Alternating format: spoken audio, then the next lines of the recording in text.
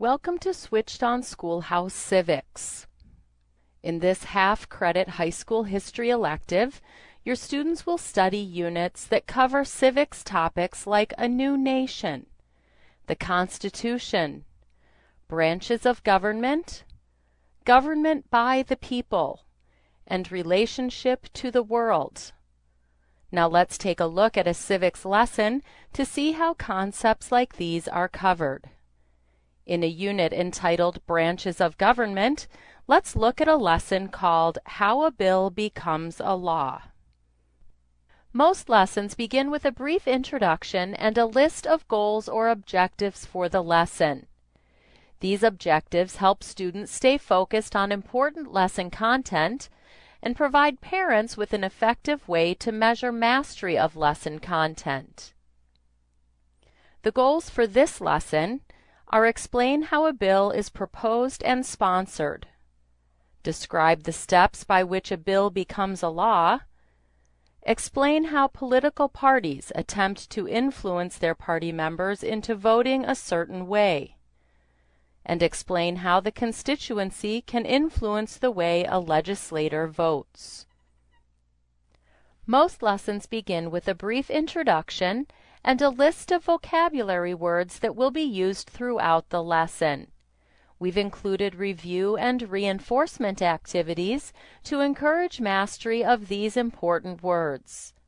For example, students can hear the correct pronunciation of each word.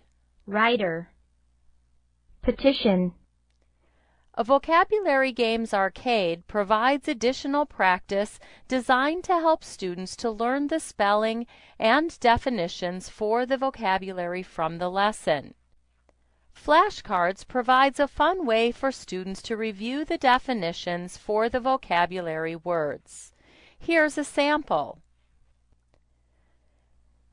After this introductory material, your student moves independently through the lesson, reading the text-based instruction and utilizing the multimedia features that have been provided. Several helpful tools have been included in Alpha Omega homeschool courses to enhance your students' learning environment and to promote greater understanding for students with a variety of learning styles. Auditory learners may benefit from hearing text read aloud as they follow along. Students select a portion of text and utilize the text-to-speech tool to read the text. A number of customization options allow students to personalize their use of the text-to-speech feature. A highlighting feature allows students to use highlighter colors to highlight important text in the lesson as they study. Highlighted portions are saved when a student leaves the lesson, making it possible for them to come back later to study the highlighted passages. AOP's computer-based lessons are filled with colorful photographs, illustrations, and diagrams, as well as a variety of multimedia presentations that are all designed to enhance the text-based instruction and assist students in mastering lesson content. The video included in this lesson provides students with an explanation of how a bill becomes a law. Maybe you have a great idea and you'd like to see it made into a national law. Oh, you've written it down and it could be rapid transit trains required in all cities over 500,000. Or maybe it's lowering the voting age to 16. It's a good idea. Or even increasing the national speed limit to 95 miles an hour. Well, however your idea, if you'd like to see it made into a bill and then go into a law, there are some things you'll need to remember. Number one, you've got to remember that it needs to have a co-sponsor in order to get into Congress. You'll need a co-sponsor, which could be your local representative or a senator, and that co-sponsor will then take it into one of the houses of Congress. Let's say, for example, it's the House of Representatives. Your representative will introduce it. A committee will be made up to decide whether your idea, that bill, is going to be good for a law. If they vote by majority to accept it, it then moves on to the Senate. If it moves to the Senate, They also will have a committee to study it and see whether it will work out. If they vote it in, it then goes on to the president. The president has one of three choices. He can either sign it into law, he can veto it, or he can let it ride, and after 10 days, it may become a law without him acting on it. If he vetoes it, it can go back to Congress, and they can override his veto with a 2/3 vote.